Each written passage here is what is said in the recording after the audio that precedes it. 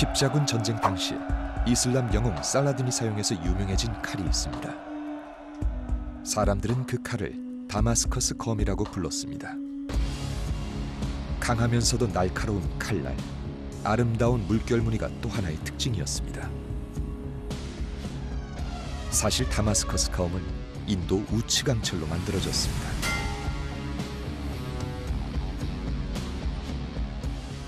Interesting thing about that sword is that it was made not from steel made in Damascus and Syria, but made in a process in India called wood steel. And wood steel has this very interesting interlayer of carbon and iron in these layers, and when you shape it into a sword you get a kind of wavy pattern. And that's not just aesthetic, that wavy pattern. That wavy pattern gives the sword its properties of being both hard, so you get a very sharp blade, incredibly sharp, but also tough, because if you were to go into battle and make a strike, if the sword was to shatter, and many swords did at the time,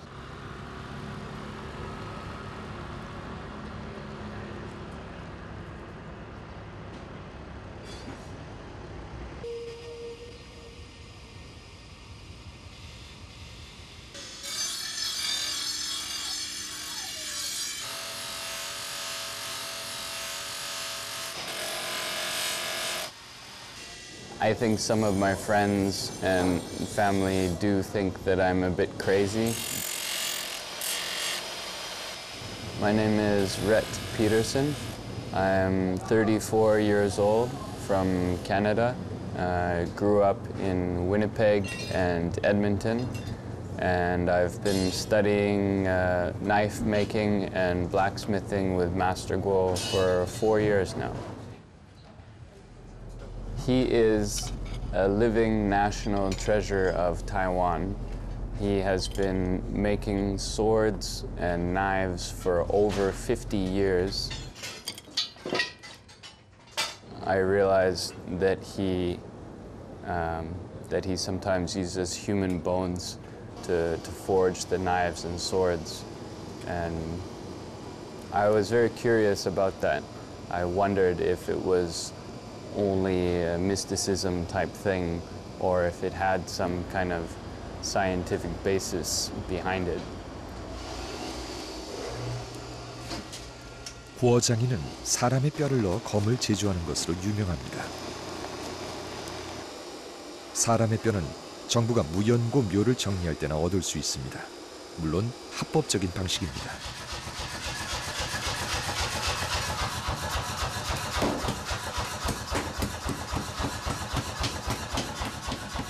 그는 사람의 뼈에 들어있는 인 성분이 칼의 강도를 높여준다고 믿고 있습니다. 구어 장인이 유명한 또 하나의 이유가 있습니다. 그는 중국 고대의 전통적인 검 제조 방식으로 칼을 만드는 몇몇 안 되는 장인입니다.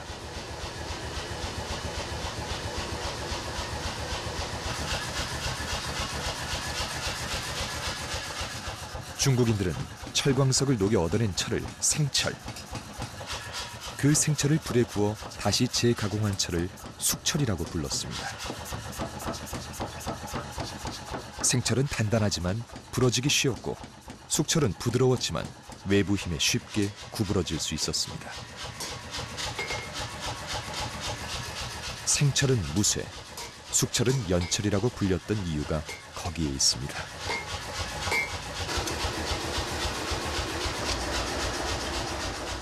그들은 지혜로웠습니다. 단단한 생철과 부드러운 숙철을 합쳐 더 좋은 철을 만들어냈습니다.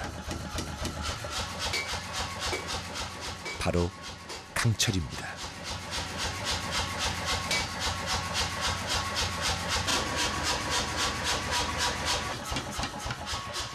오늘날 금속공학자들은 생철과 숙철, 강철을 탄소함량의 차이로 구분하고 설명합니다.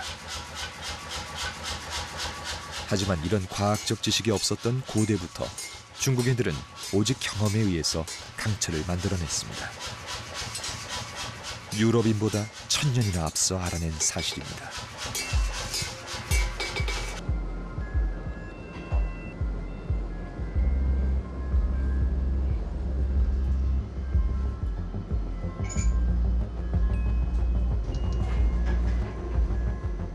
중국의 고대 강철검이 뛰어난 이유는 무엇일까요? 그들은 두 가지의 철을 섞어 오늘날 우리가 강철이라 부르는 철을 만들어낸 것입니다. 물결 무늬의 우츠 강철과 다마스커스 검.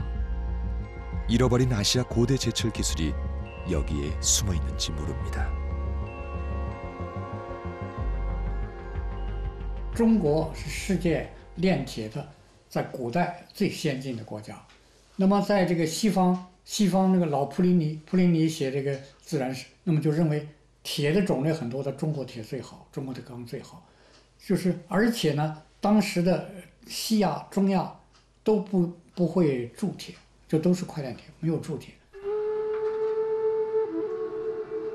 누군가는 동양은 칼이 만들어낸 문화라고 이야기했습니다.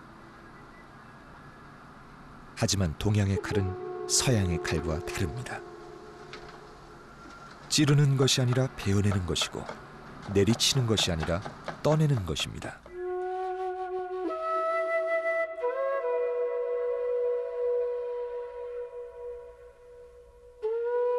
좋은 검은 바람에 흔들리는 대나무와 같습니다. 일본 사무라이들은 이런 검을 동경했습니다.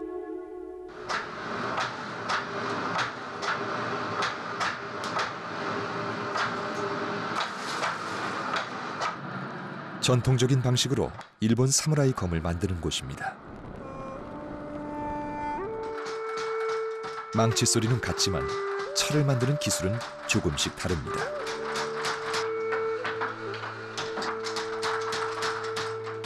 달궈진 쇠를 반으로 접어 다시 내리칩니다. 진흙물도 끼얹습니다.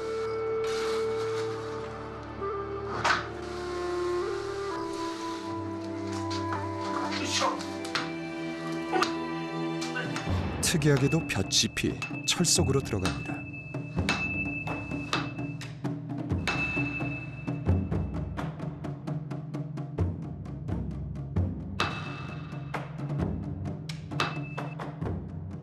접고 때리고 끼얹는 과정이 되풀이되면서 철은 더욱 빛나게 됩니다.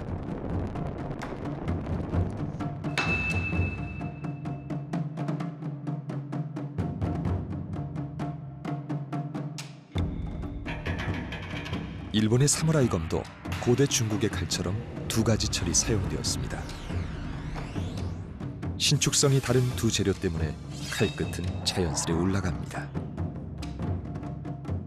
So what they did is they found a way of making steel. They had some low carbon steel they made, and they made the core out of that. And then they wrapped around it the high carbon steel in a very difficult but precise process. And they could distinguish between the two. They didn't have chemistry and they didn't have microscopes.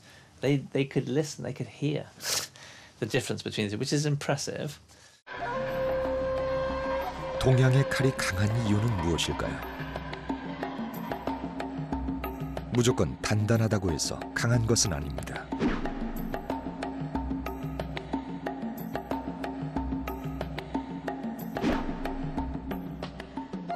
강하다는 것은 단단하면서도 부드러운 것입니다.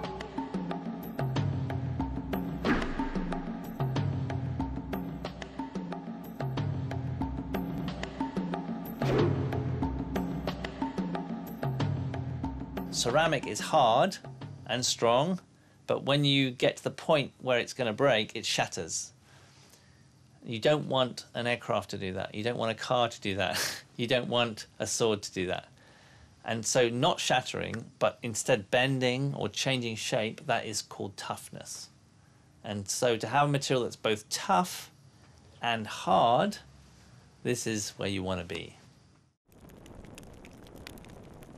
3000년 전 터키 하투샤에서 시작된 제철 기술은 세계 이곳저곳으로 퍼져나갔습니다.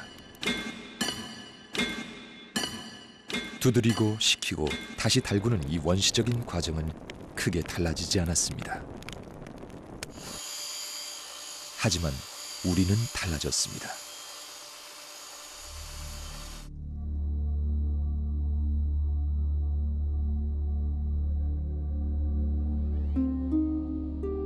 중세 유럽, 철은 전쟁의 풍경을 다시 한번 바꿔놓았습니다. 칼과 창을 막아내는 철제 갑옷이 등장했습니다.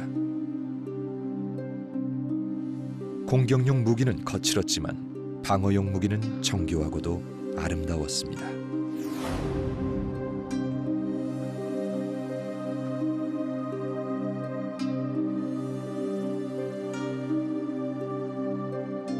(16세기) 초 신성 로마 제국의 황제가 특별 제작하여 영국 헨리 8세에게 바친 투구입니다. 철은 점점 정교해지고 있었습니다. 한낱 검은 덩어리였던 철은 어느새 인간의 얼굴을 하고 있었습니다.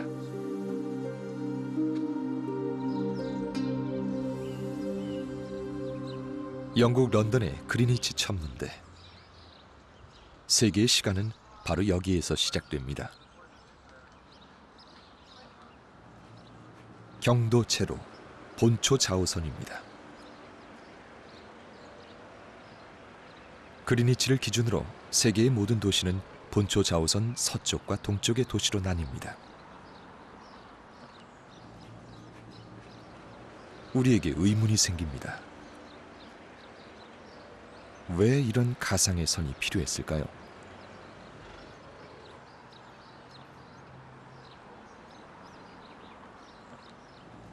이유는 세계의 시간을 24시간으로 통일했기 때문입니다. 만일 오른편에서 왼편으로 본초 좌우선을 건너뛴다면 우리는 한 발자국만으로도 하루를 여행하게 되는 것입니다. 이 건물 안에 그 비밀이 숨어 있습니다.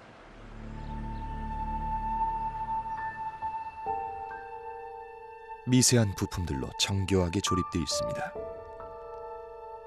1.5kg, 12cm의 아주 작은 기계, 크로노미터입니다.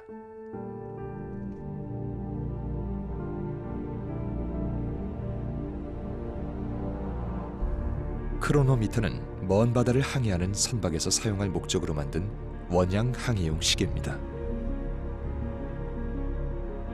하지만 이 작고 정교한 시계가 전 세계 항해의 역사를 송두리째 바꿔놓았습니다.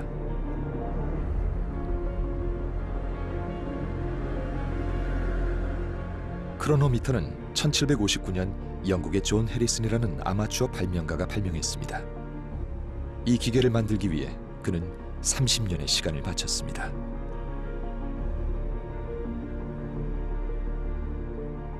사실 이 시계를 만든 이는 존 해리슨이지만 이 시계를 움직이게 하는 것은 따로 있습니다. 그것은 바로 얇고 긴 철판이 감긴 철제 스프링입니다.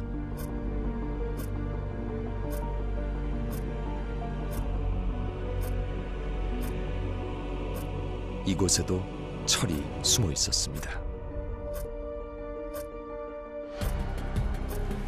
17세기까지 유럽의 항구를 떠난 10척의 배 중 2척은 돌아오지 못했습니다. 무수한 배들이 이름 모를 바다에서 난파되었습니다. 동서남북 방향을 말해주는 나침반만으로는 바다 위에서 정확한 위치를 알 수 없었기 때문입니다. 대항해 시대를 거치면서 세계 지도는 점점 실제 땅을 닮아가기 시작했습니다. 이제 중요한 것은 지도 위에서 자신의 위치를 정확히 알아내는 것이었습니다. 하지만 해결해야 할 문제가 있었습니다. 지구 전체 공간과 시간에 대한 거대한 약속이 필요했습니다. 지구 360도 둘레를 24시간으로 등분했습니다.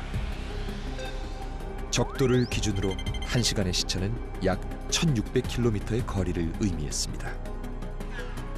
만일 10분만이라도 시계가 느리거나 빠르다면 250km 이상의 오차가 생기는 것이었습니다.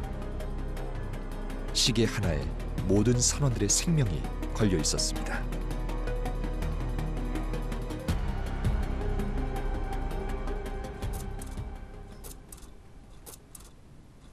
존 해리슨이 초기에 만든 크로노미터들입니다.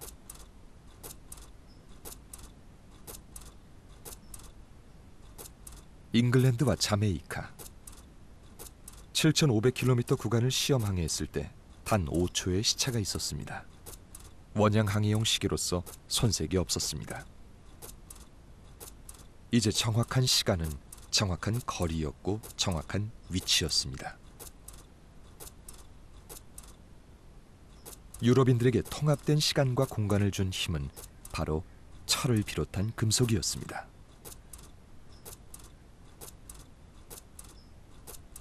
나침반이 유럽인들의 손에 놓인 지 400년 만에 그들은 시간과 공간을 동시에 측정하는 능력을 가지게 되었습니다.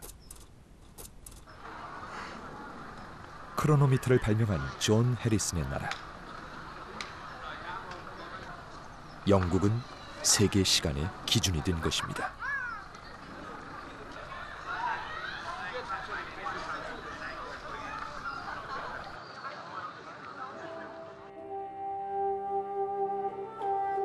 그렇다면 당시 아시아인들은 어디쯤 서 있었을까요?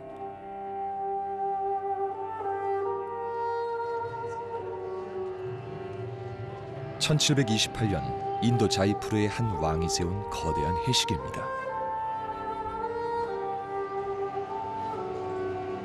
높이 27m의 삼나트 얀트라에는 당시 인도의 천문학 기술이 집약되어 있습니다.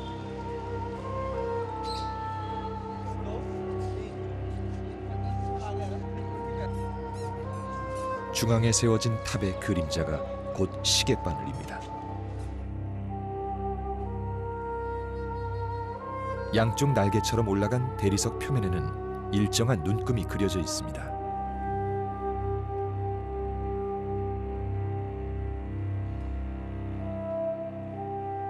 (1분에 6cm씩) 햇빛이 강한 날이면 그림자를 통해 2초 단위까지 정확히 시간을 측정할 수 있었습니다. 세계에서 가장 큰 해시계 삼나트 얀트라는 거대한 만큼 정확했습니다. 하지만 영국의 크로노미터와는 달리 인도의 해시계는 개인이 휴대할 수 있는 도구가 아니었습니다.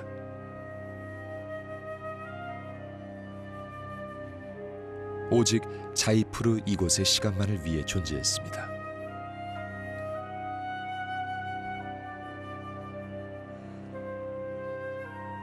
아시아의 거대한 해시계가 조용히 그림자를 들이우고 있을 무렵 손목시계만한 영국의 크로노미터는 전 세계 바다 위를 누비고 있었습니다. Yes, it raised wages, but the Industrial Revolution derived from another cause. It was a result of some other factors, in particular this useful knowledge that came out of the scientific revolution, out of the Enlightenment. And this useful knowledge was one of the real causes of the Industrial Revolution, along with some historical accidents that gave Britain incredible expertise in making things like gears and scientific instruments.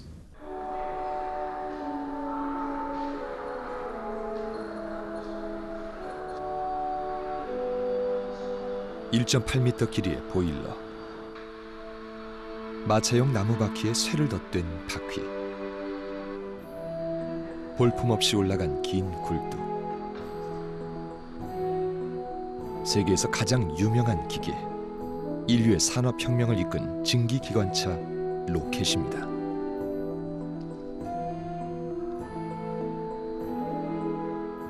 증기기관은 더 강한 불이었고 더 강한 압력이었고 더 많은 일을 의미했습니다. 증기기관차는 본격적인 인류의 근대 세계를 이끌었습니다. 하나 흥미로운 것은 이 기관차는 세계 최초의 증기기관차가 아니라는 사실입니다. 1804년 세계 최초로 증기기관차를 만든 이는 영국의 리차드 트레비식입니다.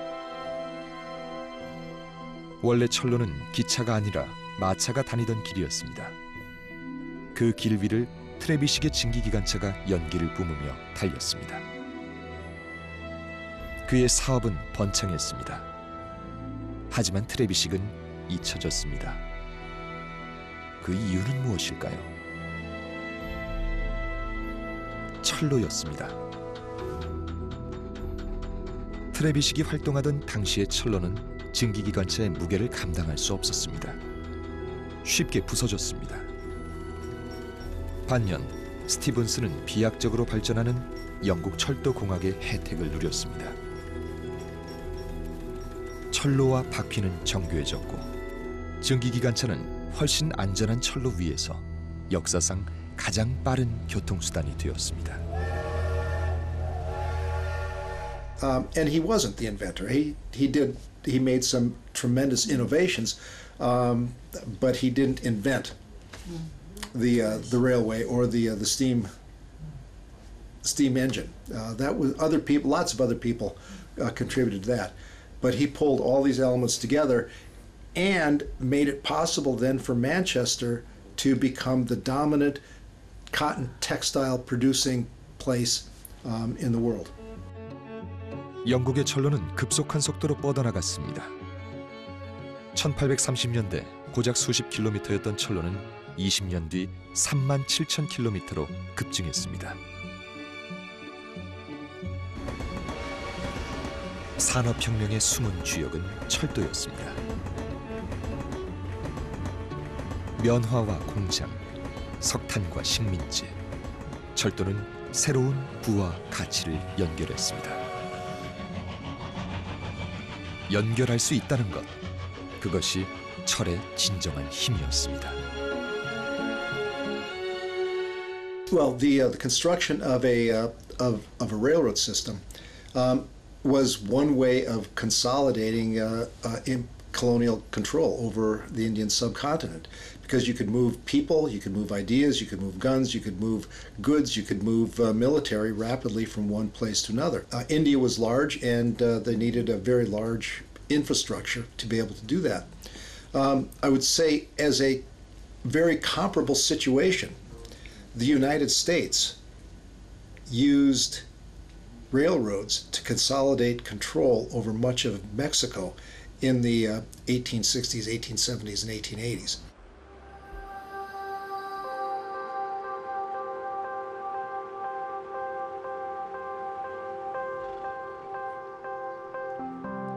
철에는 어두운 과거가 있습니다. 문명의 도구였지만 전쟁의 무기였습니다.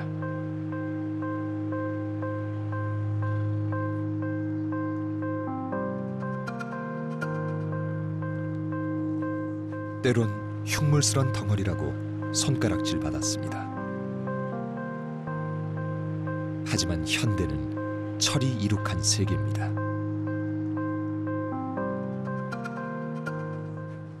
The greatest thing of iron. One of the things I think which is fantastic about iron is that you can find iron ore anywhere in the world. There are very few places in the world where you can't find iron rock. So it's a very universal, very democratic metal. That it's available for all, we can make it. It's all, even though it's cheap, and you might think, well, cheap doesn't mean it's high quality. That's not true. It's both very high quality and available for everyone. Like, even if we had the same amount of gold as we had steel, we would still use steel tools because it's a far better material for tools and machines and transport than gold. 3000년의 소중한 동반자. 철은 우리를 연결하고 뻗어나갑니다. 우리는 철기 시대를 살아가고 있습니다.